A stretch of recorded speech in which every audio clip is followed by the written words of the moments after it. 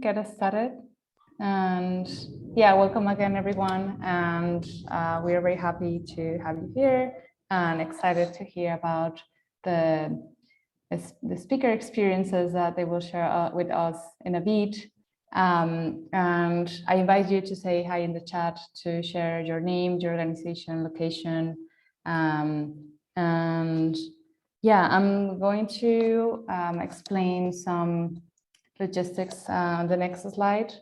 Yeah, the theme of this exchange experience, the number 4 is communication for public engagement and deliberative democracy. And the next slide, you will see that any questions are welcome anytime. You can add them to the chat, and we will get to them once we are in the Q&A section. Also, please keep your microphone on mute and activate it only when you're going to speak. If possible, connect with your headphones to avoid outside noise. If you feel comfortable and you feel like it, turn on your camera, and also you can use the raise your hand function. And also, well, today, this phrase, today we integrate all the regions from the Global South, as like in general for the exchange experiences, because the focus groups were, yeah, like the regions were attending different sessions. So we are together in this exchange experience workshops. And the agenda for this session is, next slide, please. No, I mean, the goals of these sessions are to facilitate the exchange of knowledge about the deliberative processes in the Global South, identify best practices, tools, methodologies, strategies, and models of deliberative democracy in the Global South, and also foster the integration and the cross-regional approach of this project. The agenda that you might be already familiar with it. If you attended previously other exchange experiences, as they welcome and introductions. We'll have in the second block the speakers' presentations and Q&A. Then if we have time, we're gonna have some breakout rooms to exchange experiences and also ask like more questions if you have. And we are gonna end the workshop with a share out and wrap up activities. And today's team, I'm Mariana Gonzalez. I am with People Power. I am community building coordinator. And we're excited to have the support team, which is Alisa Vlasic, which is co-host from Mosaic, Melina Mohorik, who's note taker from Mosaic, and Emma Overmeer, technical support from People Power. And we also have a stellar group of speakers today. We have Ava Sumar Tula is a human rights offender, peace builder, justice provider, youth and women's rights advocate with a proven track of record achievements, working in government and non-profit industry for over 10 years. She's the founder and executive director at Advocacy for Human Rights and Justice, Sierra Leone, a CVO dedicated to advocating, promoting, and protecting human rights and justice in all walks of life. We have Frederick Odinga.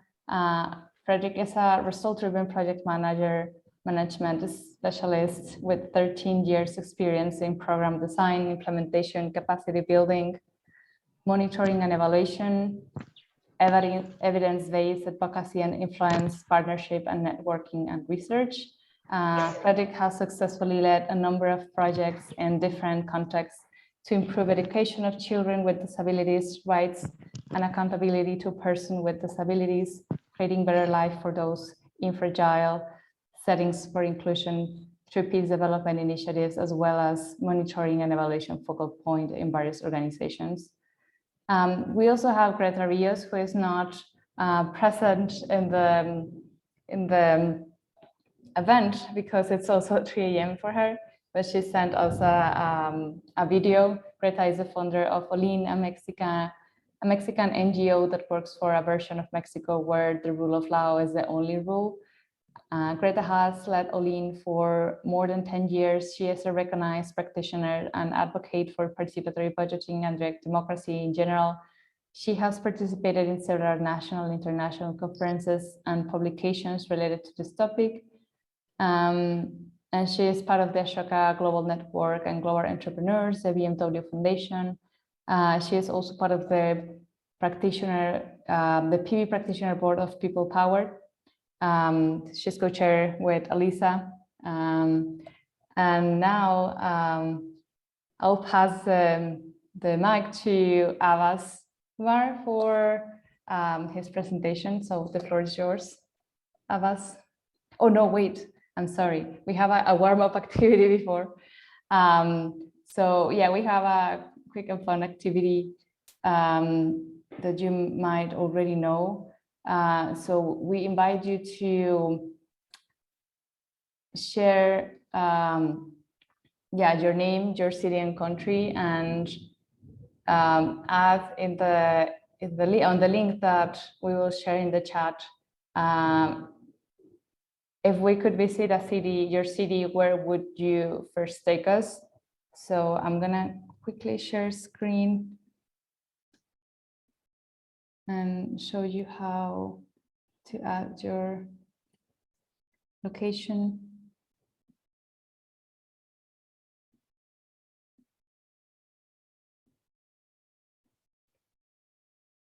Okay, so for example, you will see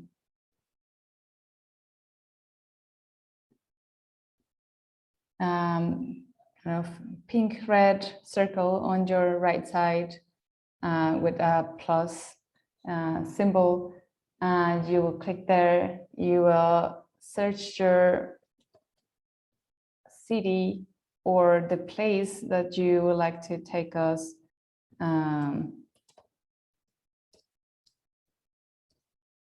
So I'm going to share a park, and I'm going to add my name and my organization.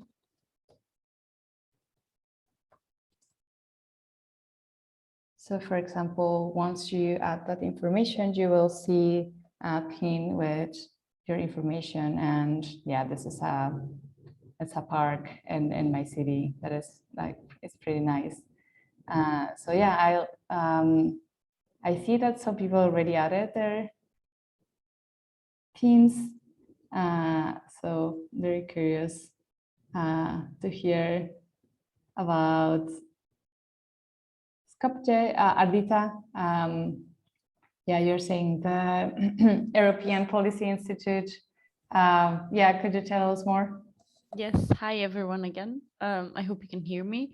I did mention it before, but I'm going to mention it again, that if you ever come to Skopje, it would be very great to visit the canyon, Matka, which is very near to the city center, and it's a very beautiful canyon where you can also go kayaking and see some caves inside the canyon. And then if you want to go to the city and have a walk, the old bazaar is a very magnificent place to visit and see the intertwinement of the Western and Eastern cultures and religions. Well, wonderful. I think my bucket list grows every time we have these sessions. Then let's see. Eric, could you share more about the place that you will take us in your city?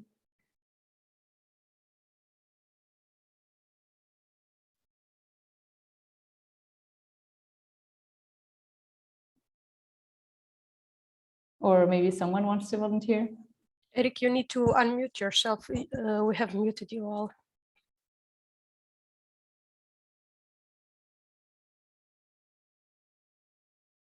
Okay, that's fine. Yeah, no worries. Okay, I have somewhere I can take you to Nigeria. The place is called Hawaii. It's one of the most utilized tourism center in Nigeria. I actually called the attention of government to it last year, and they've been working on making the place look better. So I would like to take you to that place because it's a place where you have we have a hill there, one of the biggest one in Oyo State, with about 400 staircase, and we have suspended lake on it. When you get to the top of the hill, you will find like a lake there, and you find some historical stuff on top of the hill, because the part of the story told us that the people actually escaped to that place during the time of war in the olden days. And surrounding that hill, we have like about, I think, 12 or 11 hills around that same place. So it's actually a wonderful place to behold when you get to the top of the hill. So that's where I would like to take you to. That's Hawaii. I will add it to the map. Thank you. Great, thank you so much. How interesting. So now I'm going to stop sharing screen, and then we are moving to the presentations. And I'll invite Avas to share more about this experience.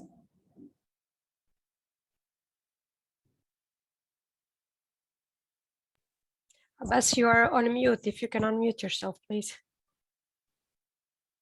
Oh, yes. Now are you hearing me now? Hello? Yes, we can hear you, Abbas. All right, Go ahead. okay. Thank you very much, Marina and team. Thanks, everyone. Thanks for having me. Of course, I actually just want to talk a little bit about the essence of why organizations needs to have a communication strategy going forward, and especially in public engagement in deliberative democracy. This is very important for every organization to have a communication strategy. And I think that's exactly I actually want to talk on a little bit today. Since we have limited time, we can go further. That's me, Abbas Umartula, founder and executive director of Advocacy for Human Rights and Justice. Of course, I've been introduced, as you can see there now. Let's go further, please. Next slide, please. Yeah. Let's talk a little bit, as I said earlier, on communication strategy. Communication itself is an art and is academic discipline that comes with its own set of skills. It is easily assumed that having knowledge of something makes it easier to communicate it. This sometimes leaves very intelligent people to making mistakes along the line because they think they probably know everything. Therefore, the following are some key roles envisaged for a communication practitioner in an organization. After you've developed your communication strategy, you should be encouraged as well to have a communication practitioner in an organization that will be able to take through the communication strategy going forward. And now we highlighted 3 roles of this communication practitioner. One, we talked of capacity building. Capacity building to facilitate the smooth implementation of the communication strategy by building the organization, essentially the team. They should have the required skills and resources to enable them to market the organization out there. Secondly, we talked of as well the visibility. The communication practitioner is responsible for ensuring that the organization is favorably visible, recognized and accessible through making sure that knowledge about it and its activities are widely available. That is why we should also consider all of these things as well. These things could be considered like websites, billboards, online advertisements, and all of those things, Facebook, YouTube, etc., etc. And also the public relations aspect of it. The communication of a practitioner responsible for responding to information inquiries and requests from external parties relating to the organization. This may include, but not limited to, publishing press releases, managing communication events, and all of those things as well. So this CP is responsible for all of these things as well. Now we move to the purpose of the communication strategy in your organization as well. The purpose, of course, is to facilitate awareness, understanding, and commitment. Communication strategies identifies stakeholders groups and corresponding communication needs. It also identifies key messages together with some specific deliverable and communication channels. And that is why it is very important to have a communication strategy in your organization. Let's talk on next slide. We've moved on that part. Next slide. All right, now we are into the objectives.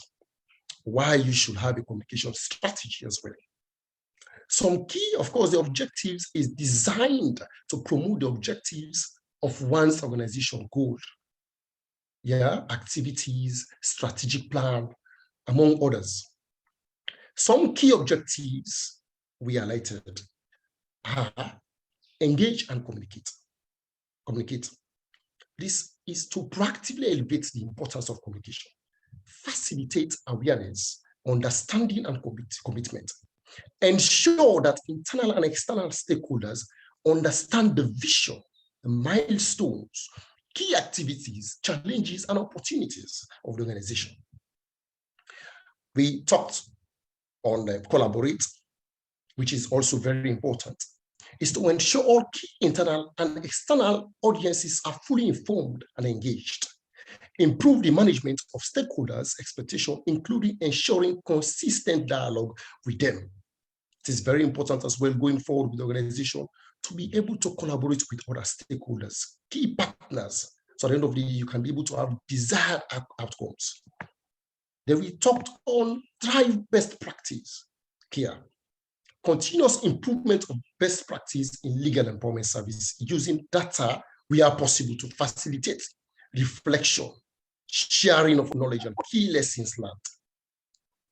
Then we talked as well on monitor and act. Here you create opportunities to identify and address local variations in national and regional security. Make use of innovative and existing communication channels and techniques to maximize awareness. Equally so, to ensure that each communication tool used is consistent with the principles, focusing on continuous information sharing and reinforcement with a view to reducing uncertainty, misunderstanding, and rumors. Sometimes you need to monitor to see exactly, because you have a lot of platforms, sometimes journalists and all of those things, they do disseminate information that are wrongfully and all of those things. Monitor and then see how best you can act promptly. So it is very important. Then we let's go to principle. Next slide, please. Principles, of course, the following principle guides the approach to stakeholder engagement and communication. Yeah, I still emphasize on the need why you should have a communication strategy in the organization. We have clarity and visibility. Make the proposed vision and objectives clear and accessible to all stakeholders by using appropriately tailored message and methods.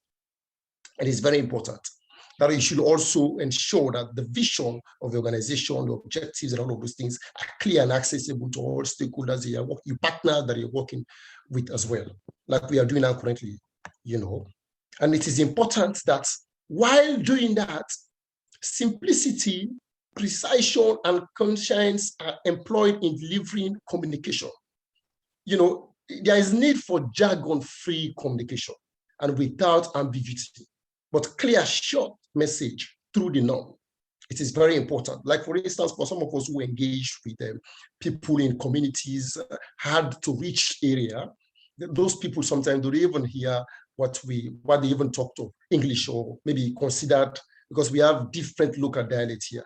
The common one is Creole here in our country. Some of them, in fact, in those villages, they don't even hear they don't know what is Creole. So sometimes you have to come down to their level, to their own local area, to discuss, to communicate with them so that they can understand exactly what you're talking. You should not go there and just started using all sort of jargons and all of those things. Then you're missing the point. And it's very important as well. And going forward, we have consistency and accuracy. Use agreed key messages to build awareness and prevent misunderstanding. Conflict messages. You have to be consistent, be accurate. Yeah. And efficiency and effectiveness. Use existing communication channels and mechanisms known to be effective.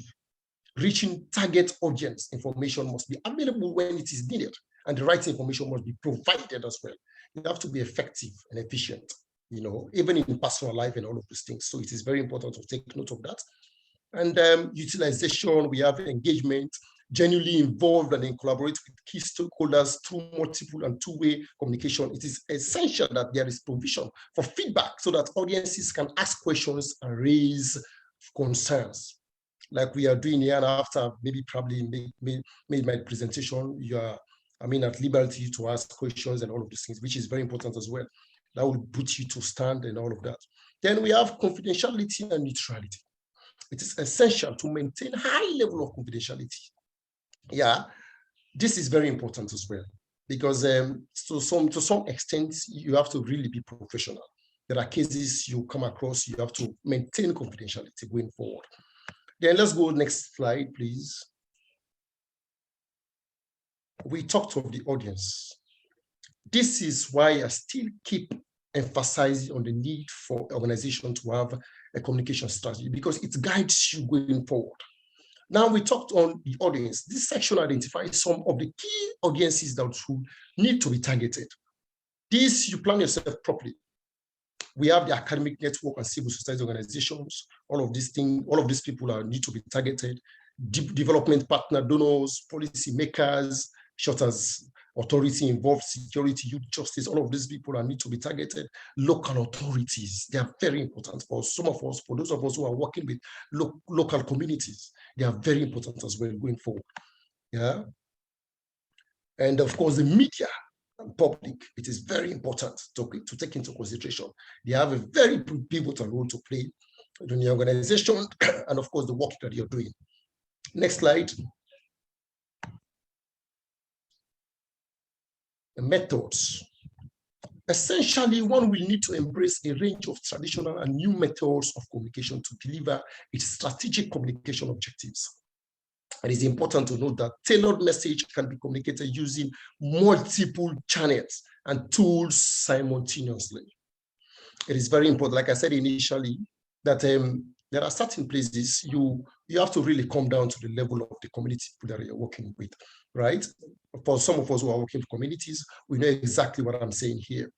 People are there who are really sometimes baffled on this kind of English and all of those things. So come down to their level and explain to them so that they can understand exactly what you're trying to communicate with them. So it is very important. There are a range of communication methods. You have traditional, of course, new method and all those things. So, however, for effective communication, depending on the objectives and a message, that audience, a mix of both modern and well-established communication channels, tools, and materials will be used. This will include the following.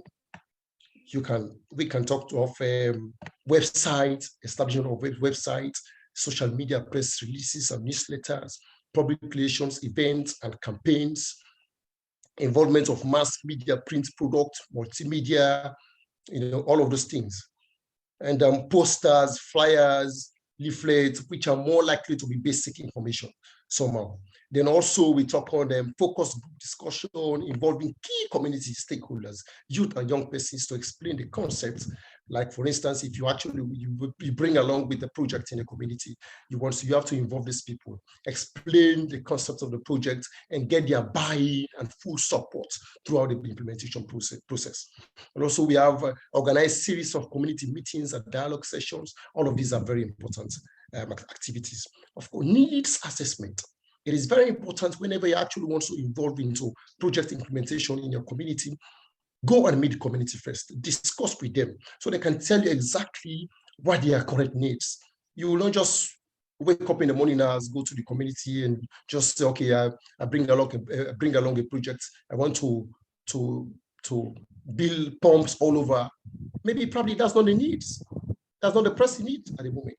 They want to have schools at the moment. So you have to discuss with them first, understand exactly what they wanted to have in their community. Then you come back and design your project. Then you submit maybe probably to donors and all of that. Then working with established youth groups, faith-based organization, another organization also, which is very, very important as well. So at least you can get their views and contribution meaningfully and positively that will also impact your implementation or maybe your organization going forward as well. And mobilization, engagement of students and people through outreach activities, awareness raising campaigns, public lectures, boot camps, as well as intersecondary or university debates and quiz competition. All of these are very important, Also, last but not least, on that method, you have the radio and television discussion programs. These community theater and popular culture to captivate community people with your message. It is very important to be engaging radio stations, right? Not all maybe probably will be fortunate to be part of the implementation or maybe be part of any activities. But when you go there to the air and then maybe discuss all of those things that you are doing on the ground, people will understand exactly, say, this is exactly what is happening with the organization or in communities and all of that. This is what when I'm working with the Sierra Leone Legal Aid Board as regional outreach officer, I was one that responsible to making sure the Legal Aid Board is being established in all of the regions in the entire country. Yeah, because of all of this method I applied. Now let me talk briefly on what we've done so far, the projects we've implemented so far. Adjust advocacy for human rights and justice. Please let me just remind you a little bit. Yes, I'm working with the Legal Aid Board regional, but at the same time, as an activist who is passionate in bringing solutions to life, solving social problem and serving humanity, I also thought it fit to establish advocacy in 2019. So Adjust, our first project is Youth Arise for Transitional Justice and Accountability. Yeah, this project was funded by the African Transitional Justice Legacy Fund, currently based in Ghana. This project was implemented sometimes in 2020 to 2021. The main objective of the main goal of the project is to establish a transitional justice clinic. And it could be interesting for you to know that this is the first transitional justice clinic to be established in Sierra Leone. It is very important to note as well that the reason as to why we did this one is because based on research and observation, we understand that transitional justice is very poor. There is no knowledge absolutely to youth, specifically youth. Yeah, despite being a post-conflict country, Sierra Leone does not currently have any function or ongoing discourses around transitional justice in the academia or public that specifically target youth and young people. And that's exactly why we thought it is very important that we establish this one so at least we can be able to train students, youth and young people to become transitional justice and human rights practitioners, peace builders and change makers in their communities. Secondly, the ultimate goal also as well is to encourage the introduction of transitional justice in the university and school curriculums while ensuring that TJ is not only limited within the university campus. We also want this has to be included in university and school curriculums. So people should understand, because for far too long, we've been honestly deprived into so many things, especially the youth and young people in this country, in Sierra Leone. We've faced a lot of human rights abuse, injustice, and these are the same things that happened before the war. That also we can say that brought the war, the 11-year war. So because of that, even in as much as we've already passed on that stage, we also want to ensure that we do not have to go back to those days. And that's why we need to have people, youth, who understand the essence of all of those things, who are going to be trained to be able to stand up for their rights, to speak up and all of those things. So at the end of the day, we can be able to advocate for these things for not to happen anymore. So that's why we thought it fits to do something. And especially in the northern, why we focus in the northern part of the country. In the northern part of the country, the situation of youth and young people, of course, has not improved as was envisaged during the peace deals and during the various TJ processes. Youth, of course, we continue to feel marginalized and neglected. Yeah, of recent, we have a lot of human rights abuses that are taking place in the country. You know, if you can follow up, you can really see that a lot of things are happening, a lot of injustices are happening in the country.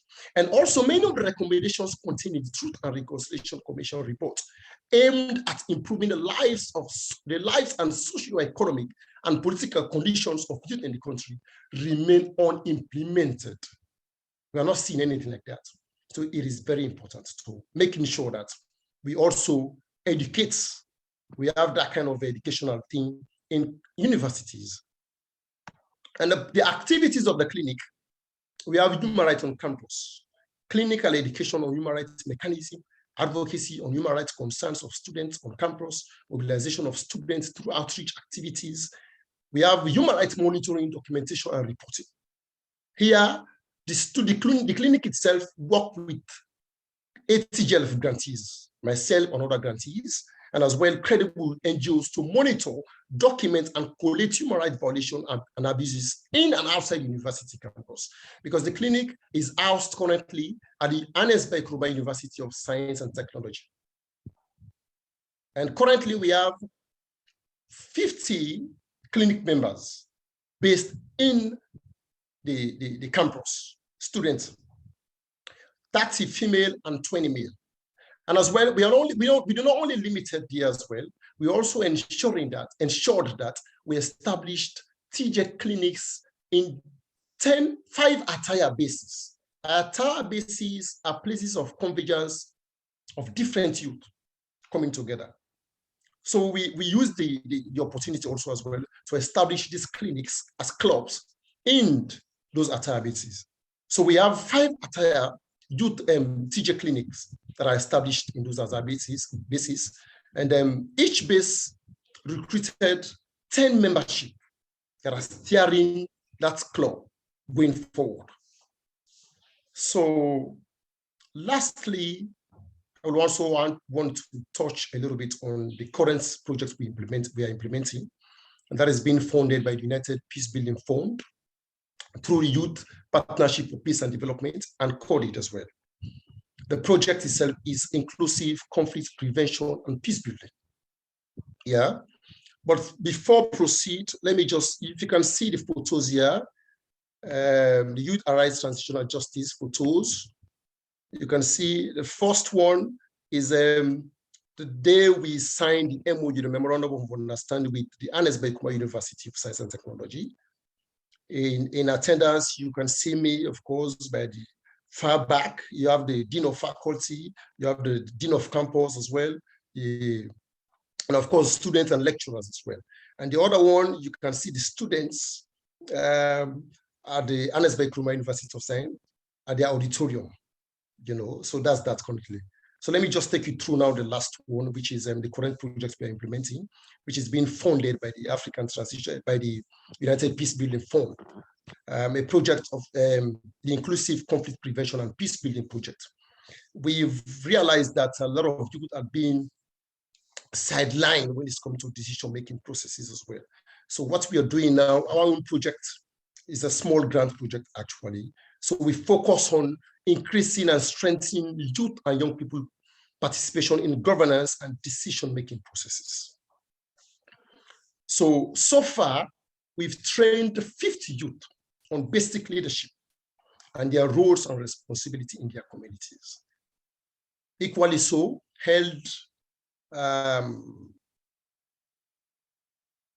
also held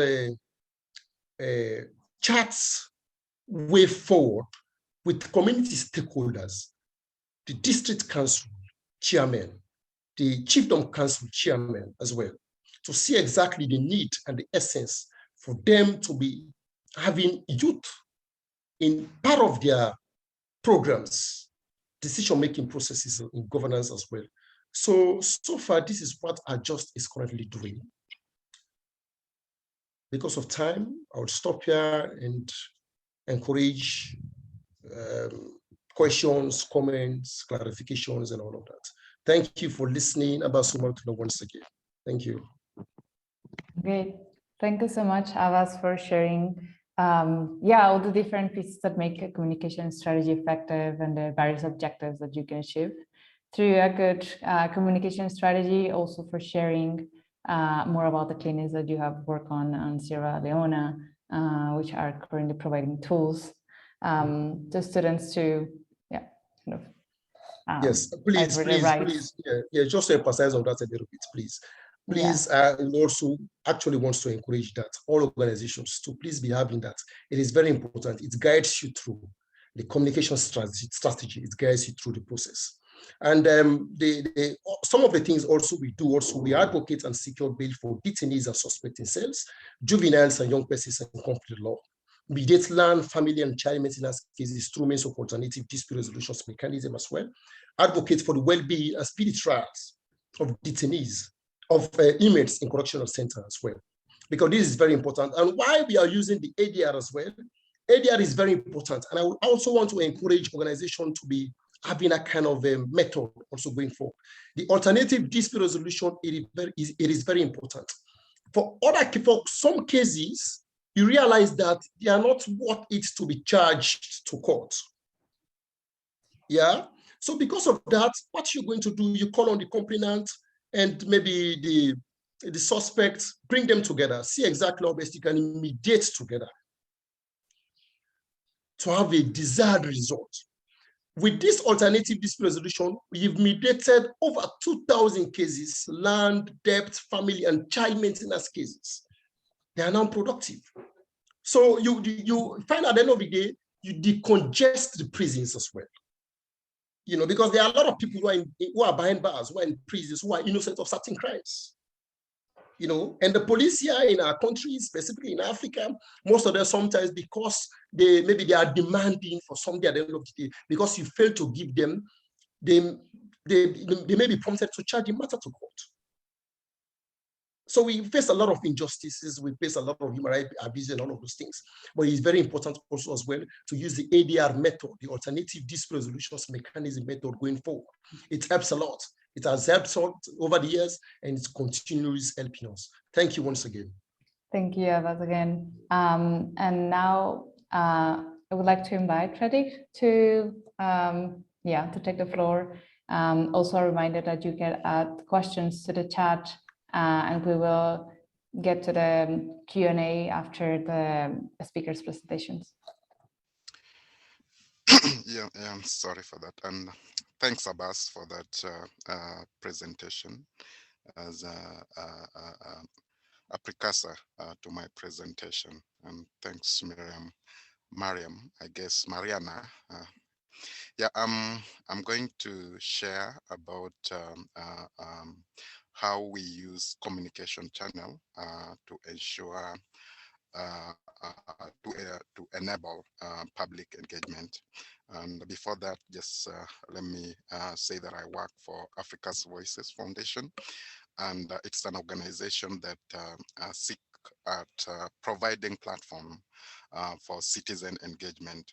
And the platform that we provide is through the radio and SMS engagement, and we also engage through the social media.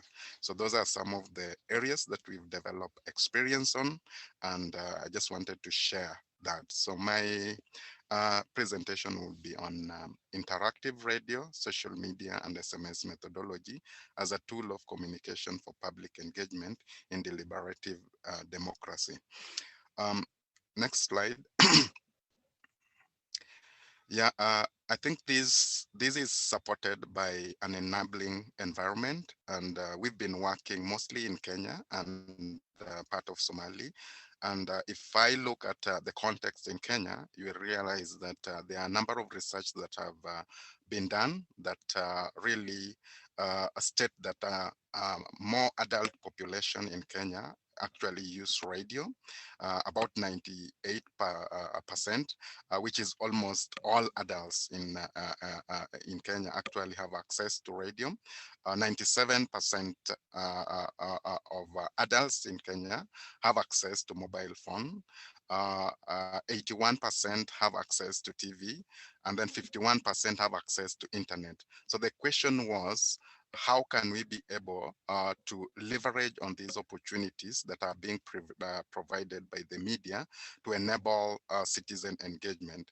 And then we did also realize that our radio was more thriving in Kenya, and we have about 100 radio stations in Kenya that broadcast in different local radio station, local languages. And if you are looking at the reach of radio, we really did realize that radio is able to really reach people who are in the rural area as well as in urban center. It's almost a 50-50%, because if you are in a rural area, then 95% of them are able actually to get information through the radio. And in the urban setup, because TV is more prominent in the urban sector, the 94% of people are actually able to get information through the radio. And if we are also looking at in terms of the gender, we realize that radio is able to reach both the male and the female in our context. So it was becoming to be really an appealing medium of engagement that we could use in our engagement. And then we also did realize that access to mobile phone was quite increasing in Kenya, and about 80% of adults in Kenya, in a report that was done by Pew Research in 2017, noted that 80% of adults have access to a mobile phone. It could be either a smartphone or a basic phone. So for us to be able not to provide a limitation, we actually design our approach to enable somebody with a basic phone to be able to communicate. And in our methodology, next slide, we are only using the SMS and the radio. And we did design 3 capabilities that will enable us to advance this. And one capability is where we are having engagement and media. And this is where we are creating a platform for citizen engagement. And what I mean with this is that we are able to create a short code. Then we are able to create a radio show, and through the radio show, we are able to provide insights in terms of the topic of discussion, and also use it to publicize the shortcode and ask the question that we want citizens to communicate to us about. Then the shortcode is linked to our data and technology, which is another capability that we host in our organization. And in our data and technology platform, it enables us to actually be able to send text messages to the citizens, and also to receive those text messages within our data workspace. Then we are able to also do the analysis within that particular workspace. So data and technology is also a capability that enables our approach. And then the other capability that enables our approach is research, design, and analysis. And these are skilled people who appreciate elements of qualitative as well as quantitative research, who are able actually to analyze the SMSs that are come from citizens to draw insights from them. Next slide. So to enable this work, we refer to it as a common social accountability platform. And this platform of using radio and SMS actually enable us to increase engagement in public dialogue with citizens and authorities. And it also increases opportunity for responsive and effective decision making. And this is because authorities are able to appreciate the insight from citizens, and they're also able to respond to questions that citizens are asking. And we did realize that when this is happening, it is also building trust and create enabling accountability of authorities in terms of service delivery. And when we are looking at authorities, we are not really focusing on government alone. We also do know that non-governmental institutions also offer services that citizens are interested in, and they need to really give feedback to them and see how those services could be improved. Next slide. So the process through which we are able to design this methodology entails about 10 processes which we follow in our process of providing a shortcut and radio dialogue for citizen engagement. And in belief of a participatory process, we start by a participatory design where we are able to bring key stakeholders who are keen around the thematic area. It could be in education, it could be in health, it could be in livelihood, and then they are able to really review what information is available and where the evidence gaps lies. So based on the evidence gap, then we are able to design questions which we will be able to engage with the citizens to provide evidence. Then after we've been able to design the questions, then we prompt citizen to participate. And how we prompt citizen is through public service announcement through the radio. We are able to share with them the short code and share the questions that we want their insights on. We also have been building a database over time. We are able to do SMS advert through our database, and then we are also able to do those adverts through our social media. So when we prompt the citizen, some of them are able to communicate back to us, and we are able to get their demographic information that will enable us to present the data based on the different demographic that we are engaging with. So the feedback that we receive, we are able to really now design a citizen-led conversation before we go to the radio, where we work with a media engagement person to design a media script that the presenter in the radio station and the radio guests will be using in terms of responding to some of the questions that citizens have raised through SMSs, and also providing information that citizens need about that particular thematic area. Then we will have the radio discussion, which is a large-scale authentic citizen authority dialogue. We are able to bring, based on the SMSs that we received, we are able to tell which citizens have, and if there are questions they are asking, which authority is able to answer those questions. So we are able to reach out to those authorities and bring them into a radio station for that conversation. So the conversation will be directed by the feedback that we receive from the citizen. Then we do appreciate that citizens communicate best in their own language, and the SMSs that they send to us is sent in their local language, and it is upon us to make sense of the conversation in the local languages. So we do recruit a research assistants who will be able to translate those information into a language that we will use for analysis. Then after they've been translated, then we do analysis of that, that information to draw some of the themes that are emerging from the citizen conversation, and be able to disaggregate this information based on different demographic that we do have.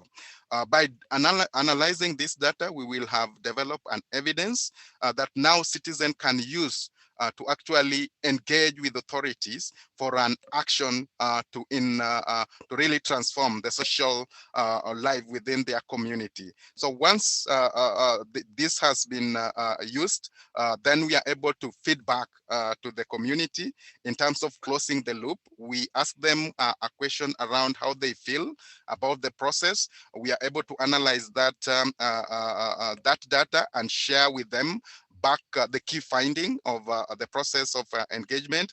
And then there are also questions that are asked which enable us to develop the next cycle of engagement. The next slide.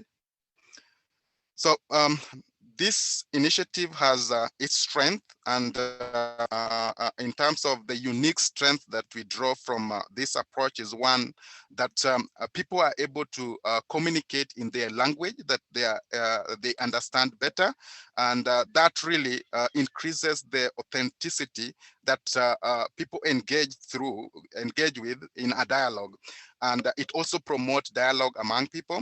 We also appreciate the other unique thing is that it uses a mixed method research, And this is basically since citizens are able to voluntarily participate through the process, and we are able to now draw qualitative as well as quantitative insight from the engagements that we have.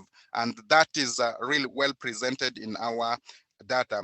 And then the other thing is immediacy at scale. We are able to do large scale conversation and analyze that immediately and be able to share that data with the public. Next slide. We do have a limitation to this particular approach. And one of the limitations that we do have is representative sample. We do know that when we share the short code, citizens decide to participate into this particular process. So it doesn't align with the traditional approach of doing a research, where you have a population, then you draw a sample from it. You will realize that in certain area you will have more people, while in others area you do not have more people who are participating through the process. So that is one of the limitations. The other one is not everyone is able to participate. For you to be able to really write an SMS, you need to be literate. So if you are not able to write, then that is a limitation that you cannot communicate with us. The other limitation is somebody must be having a radio. He must be having maybe be in an area that the radio reception can actually reach in that area. So areas that do not have radio reception, at times they are left out of the engagement. And then we've also realized that engagement at times fluctuate, and this is based on at times when the speaker is not able really to align with the interest of the audience. Then we realize that their engagement can really fluctuate. At times it's the topic of discussion.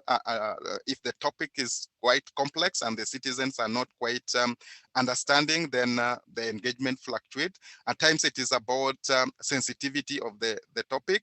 Like if you are discussing about issues of violent extremism, then people are really cautious about engaging in such issues. Next slide. So because we do appreciate some of the limitation that we have, that some people are not able to participate through sending an SMS, we have designed a certain platform where this group of people who are left out can actually engage. But we do appreciate that there is an extent to which we can go with that, because we cannot really engage more people. But we do organize focus group discussion, particularly for those who are illiterate, for those who are maybe in regions where radio reception is not quite good, so that they can come together and also share their thoughts about the topic of the discussion. We also, for those who do not have a radio access, we are able to provide a radio and bring people together so that they are able to listen to that particular this debate that is ongoing. Next slide. So this is how we present the citizen data after our engagement. There is a project that we implemented in Siaya, and Siaya is one of the counties in Kenya. Kenya is implementing a devolved system of government. So we have the national government, and then we have other 47 county governments. So Siaya is one of the county, and in this year we were able to run a project on citizen engagement and public participation through the radio, and basically wanted to understand what are some of the challenges that the health sector are experiencing. So we were able to communicate with different demographic within the community, and this entailed about 4 episodes, and each episode was addressing a particular issue. The first episode was looking at what is their experience with the health service in Siaya County. And we do remember when we brought in, I do remember when we brought in the chief executive officer into the radio station to respond to some of the questions that the citizens were raising around the health. One of the issue was that there were no medicine in hospitals, and this government officer was almost was on defense, yeah. And then we had to have a discussion with her that these are the experiences of the citizen, these are the feeling of the citizen. So what is it that we need to do to really affirm whether this is not true or this is the right thing? So the government body had to launch an investigation to some of the health units that were mentioned, and indeed what citizens were expressing actually became true. Yeah, and now they actually develop remedial issues to really ensure that the drugs that were provided by government are actually accessible to citizens at that local level. So we are able to represent our data in different visualization mode, using graph, using bubble, and this enable us to understand how the themes that are prominent with certain demographic, it could be maybe male or female, it could be young people, it could be geographical location. And this enable us to actually discuss a more specific intervention that will really support that particular group. So in this particular project, we were able to engage with about 2,296 people, of which 24.9% were women and the rest were men. And as I did mention, this enable us to unearth some of the problem on lack of drugs in the health units. And the CEC, which is the Chief Executive Officer for Health, was able to launch an investigation and that affirmed the citizen report. So this actually tells us that this is approach that works, and it can help in terms of addressing some of the issues that challenge citizens are facing. Thank you. Thank you very much, Frederick. It was great to learn about the Africa's Voices Foundation interactive process and approach, and yeah, see how you integrate your core capabilities and also the channels that are relevant and most people have access to. So yeah, we're gonna continue with Greta's video, and then we're gonna move to the Q&A. I see that Abbas, I think you have a question. You can add it to the chat, and we will get to the question once we watch Greta's video. Oh yeah, I see you're seeing it, Sergeant. Yeah, go ahead. Hello.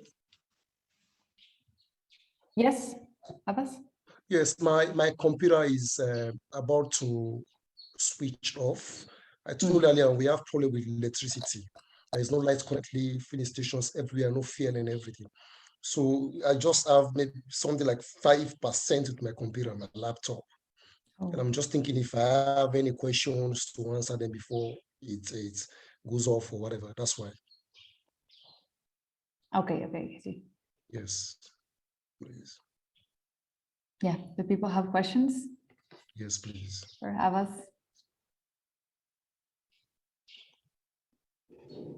I hate to, but I have to. Yeah. Yeah, I did have a question for Abbas. I think that was a really intriguing presentation about developing a communication strategy.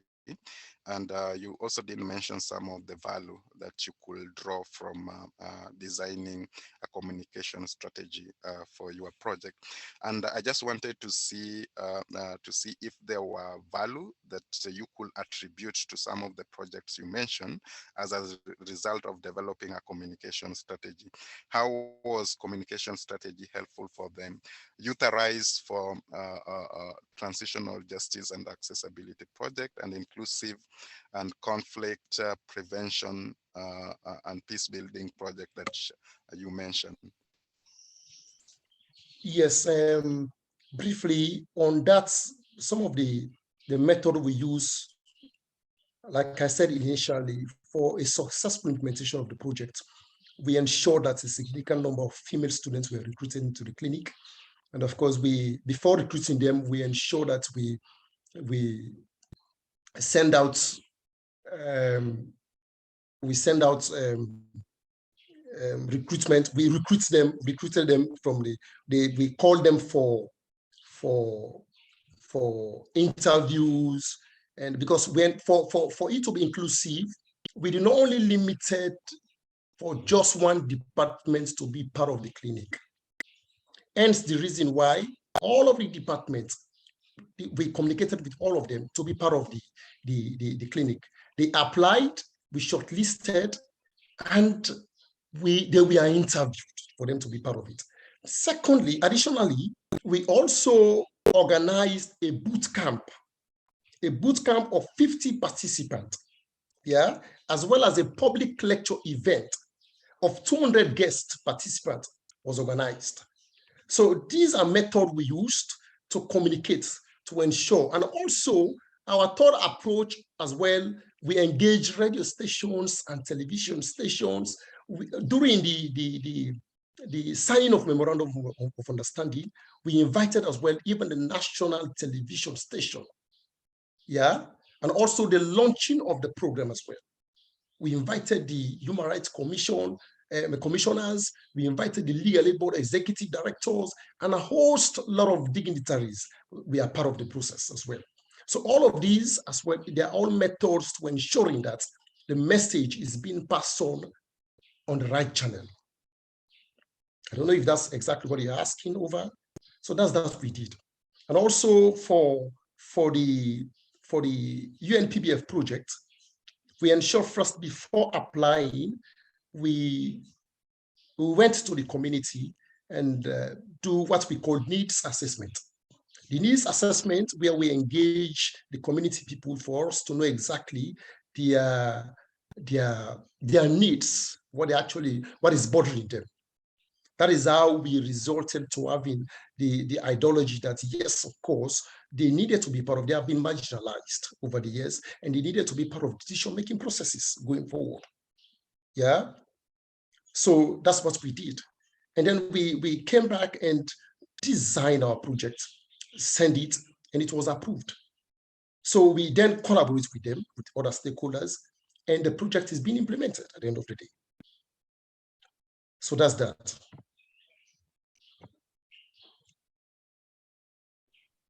Great, thank you both. Thank you, Frederick, for the question, and Abbas for the response. Frederick, does that sound well with you, please? Is that what exactly you are asking about? Frederick, are you there?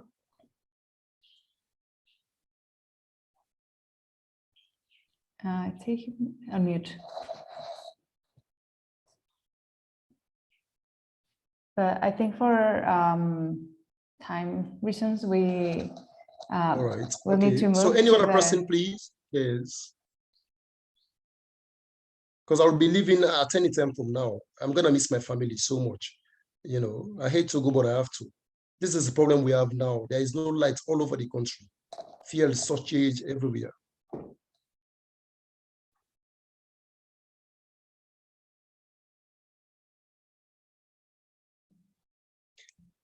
Then if there is no other question, I actually want to use this opportunity once again to say thanks and appreciation to you, the organizers, and my colleagues for being kind, nice, generous with all your other time. May we succeed in whatever we are working towards. And may all your lives continue to unfold with ease and grace. Thank you once more. Thank you. Thank you so much, Abbas. Yeah.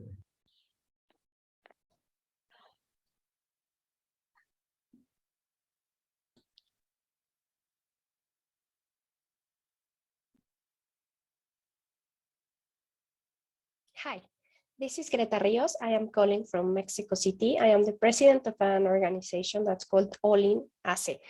All-In is an NGO. You can find us here at allinac.org, which is our website, at at Allin.org in every social media handle. So what do we do, and why am I today talking to you about deliberative democracy? Well, Allin works for a world, for a version of Mexico in which the rule of law is the only rule. And what does that mean? That means that we have to invest in having better democratic institutions and also in having better citizens. One of the things that we have been working on for the past few years has to do precisely with deliberative democracy. And it has to do with the fact that for us, deliberative democracy, such as participatory budgeting or citizen referendums or citizen assemblies, can teach you as a citizen two very important lessons. The first one is this one: you can actually change the things that you don't like about your community. Anything that you are not particularly happy about, anything that has been bothering you and that has been keeping you awake at night that has to do with your community, yes, you as a citizen have the right and the power to make it change. But that's not even the most important message that deliberative democracy teaches you. It's the second one. The way to do just that, the way to transform our communities, the way to make this world a better place, the way to make, for example, our Mexico, a Mexico where the rule of law is the only rule, is by engaging with our community, by listening to what your neighbors have to say, by exchanging ideas, by going with them to dialogue, by having these meetings or having these spaces where you and I can talk about the issues that we don't like about our community and how we're going to fix it. So in Allin, some years ago, we decided that we wanted to give this idea of deliberative democracy a chance. And we started working in particular with participatory budgeting. As you know, participatory budgeting is a tool. Well, in Mexico City, it's actually a human right, but it's the right or the tool that allows citizens to decide how to spend a part of the budget, of the city budget. In Mexico City, it's a big budget. It's $80 million every year, more or less. So we thought that if we were going to make sure that people could understand that this mechanism is there for them and that they could actually change their communities by participating, that we would be one step closer to getting to our goal. So we said something like this: we need regular citizens to take over deliberative democracy. And why do we start from this premise? Well, it has a lot of context. There's a lot of context that I would need to tell you. But one of the things that we noticed about participatory budgeting here in Mexico City was that regular folks like you and I were not, number one, they did not know that PB was an option. They did not know how it worked, or they did not even know that they could participate. And number two, they did not trust the system. A lot of the people that we approached to tell them about PB told us that they did not believe that even after them having participated in this process, they did not believe that their ideas or their projects would come to life. So something that we as an organization understood from the very beginning is this: we needed to spread the word to new audiences. We needed to make sure that those people who were not feeling represented, those people who were feeling left behind, started getting an interest on these mechanisms, because we wanted them, the regular citizens, to take over this mechanism in particular. away, take it away from the hands of these like small mafias that have been profiting from PV in the last years, I would say. So who are these new audiences? Number one, women. So we started working with a group of 48 women who had never heard about PV before and who were already playing a role of leadership in their communities, and they were already doing projects, and they were already having ideas on how to fix things in their communities. And this experiment that we ran in 2019 gave us a lot of things to think about and a lot of lessons to learn. And one of them was that, yes, participatory budgeting is one of our favorite tools, and it's amazing, but for a lot of people, it was only an excuse. It was a pretext to get to understand a little bit more about how democracy in general and how citizen engagement works. So this we learned with the group of women, and then we moved on to children.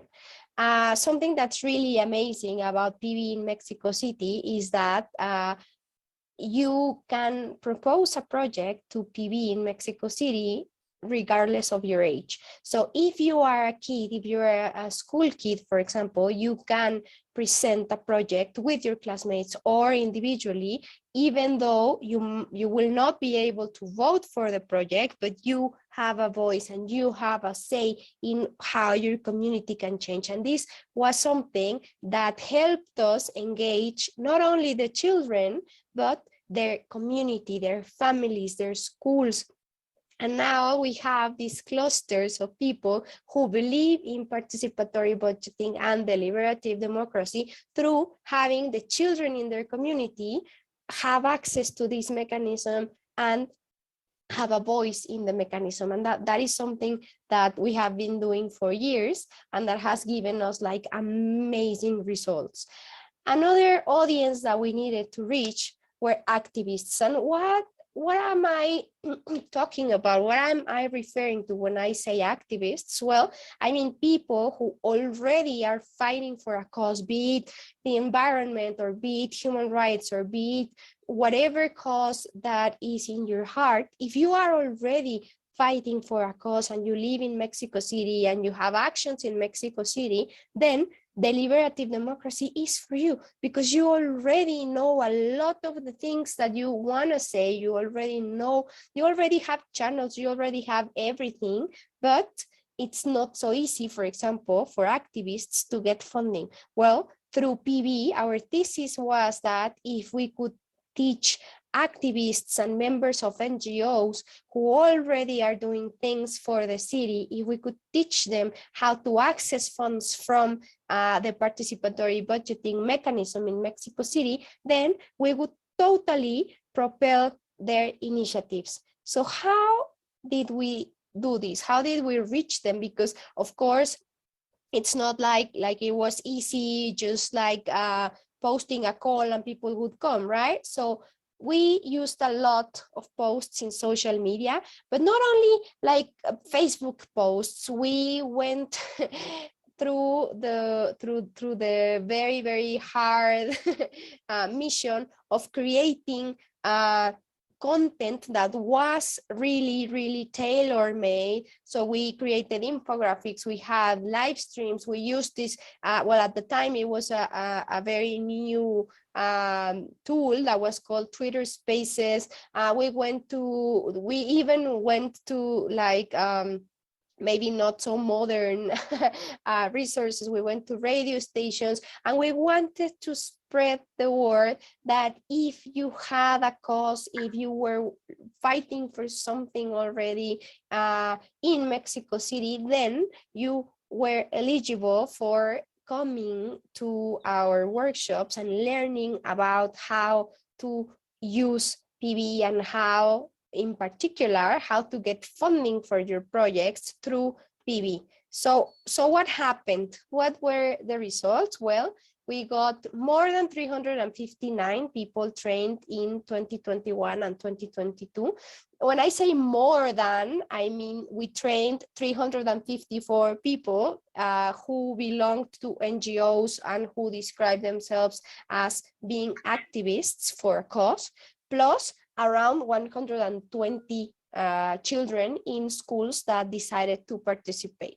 So from all these people that we trained, we were able to present 117 proposals to the PV mechanism in Mexico City, and 4 of them resulted elected. So 4 of them are going to be a reality. I think this is a very interesting case of study. This is something that for us is a very good result. This is the first year that we do something like this, and that we're trying to reach audiences that we didn't reach before. And some of the main lessons that we have learned from this process have to do with the fact that deliberative democracy is quite technical, to be honest, and it needs a lot of translation. So we call translation to something we do that is we take, for example, the law, or we take like very technical concepts and we put them in very easy words so that everyone can understand what we're talking about. And I think that I'm gonna stop right now because it's been more than 10 minutes and I don't want to be rude to the other speakers, but these are some of the things that we're doing, and these are some of the things that we wanted to share with you. I'm really sorry I cannot be there with you in person, but I'm pretty sure that we will meet in the future, and this is my email if you need to contact me, or you can find me on Twitter in this Twitter handle. Thank you so much. Bye. Well, thank you to Greta. It's about 3 a.m. Where Greta is, so I think it is very meaningful of her to do the video to share with us. It was a very interesting presentation. We are finished with all the presentations that we had for today with all 3 speakers. So I invite all of you to just unmute yourself, ask questions, to freely comment on what we heard. So with us here now, we have still Frederick as a speaker. Unfortunately, Greta and Abbas are not here with us anymore. But you are very open just to comment. And me personally, I would love to hear also some experiences from Europe. How are you approaching communication? Just the communication for the public engagement. What are the tools, the methods that you are using within your organizations? I think it's very interesting actually to do this little comparison with African and Latin American experiences that we heard today. So I'm just inviting you all to share with us. Unfortunately, we will not have time for the breakout rooms as we have only 10 minutes left. So I would really like to encourage you all to open up here. Ardita, I see your hand up. So if you can just unmute yourself. Thank you, Elisa. I just wanted to share our methodology that we use when we've organized the deliberative polls here in North Macedonia. So usually, since we organize the event, a 2-day event, and then we have focus groups where participants discuss, we tend to, since the main, let's say, outlet where people get their information here in the country is mostly through the television. So the debates that go on television are most usually watched. So that's why we tend to have televisions and those debate shows, let's say, come and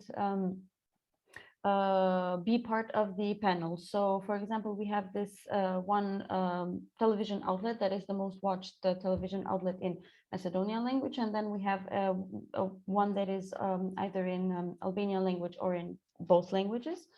So we have them come and be part of one debate, and then the other television be part of the other debate. And then of course the television broadcasts the panel discussion or the debate between the panelists and the citizens on their television shows when they are supposed to be aired. And this has shown to be a very effective way of communicating both the process of deliberation, both our results and both the topic. Let's say this year we had the topic on electoral reforms, which is a very prominent debate and topic here in the country. So in this way, we managed through 2 televisions to broadcast, to mainstream the debate, and to bring these deliberative processes closer to the citizens who were not part of the whole event. But aside from having cooperating with televisions before the event, we also greatly used social media to promote the event, and we use different kind of methods in our social media. So for example, sometimes we have from the debates we have quotes from the panelists that are most striking quotes, and we try to promote them. Or before that, we try to we record some videos with our organizers or with our collaborators to explain, for example, the process of deliberative poll, how many times has been implemented here in the country, what does it mean for the citizens. So we try through different methods of short videos, quotes, pictures through our social media to try and come closer to the citizens. But our most prominent way of communication has been through these TV shows and TV debates, let's say. So that, I mean, it's something for other countries to also take into consideration. If they have cooperation with other TV shows, that would be a plus for their project. As Frederick mentioned, also through radio shows, if that's the main source of information for the people, that's a way to go. But then if you have television, then you can go with television. So these have been our most successful, let's say, methodologies to communicate our actions. Thank you, Ardita. I can only confirm that the panel discussions are also very popular in Croatia as well. Just kind of joining people from more sides and opening up a discussion. Although I have to say that the TV is quite far away from us, it's too expensive. We see it as quite an expensive tool. So we do a live panel discussions. Does anybody else have, we have time, a minute for one more quick comment. If somebody would like to share with us on their thoughts or experience on how you are approaching, how do you approach to underprivileged maybe groups in your society?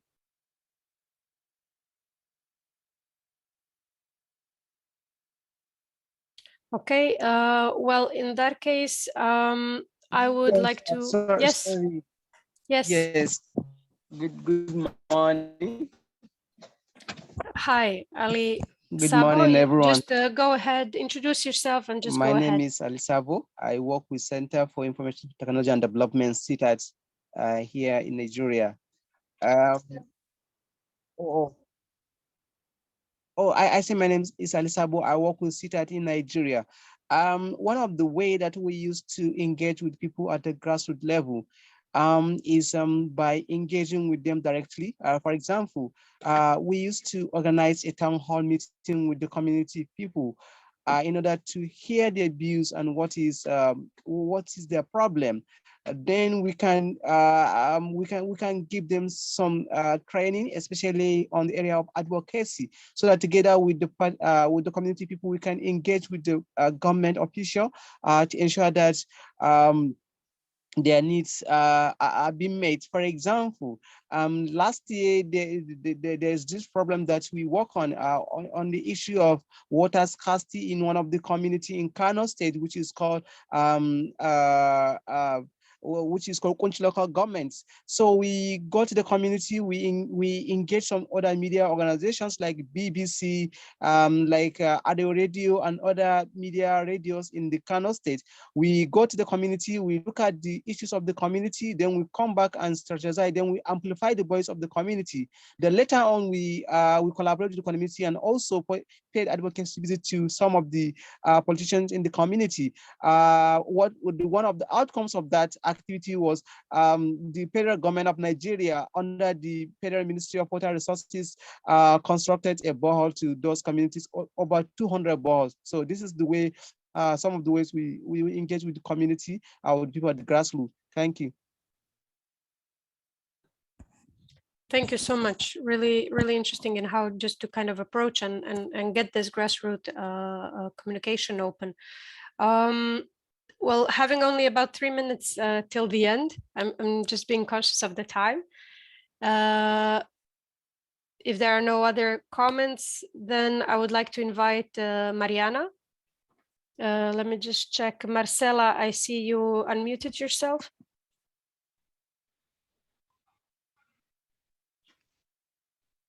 You maybe have a comment or a question.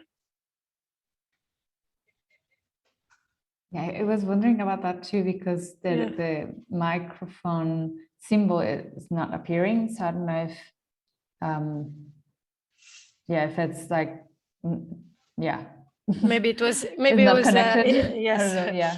Okay, Mariana, I would like to invite you just kind of to give us a wrap up, give us a kind of a key points. We've heard so much actually today, that it would be maybe good to kind of synthesize the whole ideas and give us some final thoughts to think about today. Sure, I second the part of that you mentioned, that there were a lot of takeaways from this exchange experience. I'm super excited that I learned so much. And yeah, from the presentation from Abbas, Abbas shared a lot of pieces that make a communication strategy effective, and like which are the objectives that you can also achieve through a good communications strategy, which include methods, principles, audiences. From Frederick, we heard about the Africa's Voices Foundation's interactive process and approach, and so how they integrate the core capabilities and the communication channels that are relevant and inclusive of people who are in the region. And with Greta, we also heard about the status of PV in Mexico and the messaging and experiences in communications that they have used, the groups that they have tried to reach out, and like the learnings they had with that with that outreach, and also like the channels, social media and infographics. It's been definitely diverse experiences and diverse contexts that were kind of present at this exchange experience. I also want to thank everyone for joining us today. And we have the last exchange experience this Thursday. I don't know if it was mentioned by Extituto, but it's going to be in Spanish. To let you know, we hope most of you can join us and see you at the exchange experience, if not, and other activities of Demo.Reset. Yes, also if anyone wants also to jump in and say additional words, please feel free to do it. Mariana, just a quick question. This 5th session, is it going to be translated? Can we have a transcript or something on English, or is it fully Spanish? That's a good question. I think it's fully in Spanish, and I didn't hear that Extituto was planning to hire interpreters, but I can check with Sebastian, who is normally, I understand that he normally shares information with you. Yes. To make sure they provide that information. Okay, in any case, for our participants from Eastern Europe, non-speaking Spanish countries, I will let you know in the group if we'll have a translation. I would be quite interested in hearing the session if at least we have a written translation down, maybe not. I think that would be also. Yeah. Mm-hmm. Yep. I also think there is a translation built into Zoom, if that can be useful. Oh, I would okay. love to be part of it. Yeah, we can investigate that. We can check if we can integrate that. That would be great, actually. Yeah, thank you for the suggestion, John. Yep. Okay, well, we don't take more of your time and hope you have a very nice day ahead of you.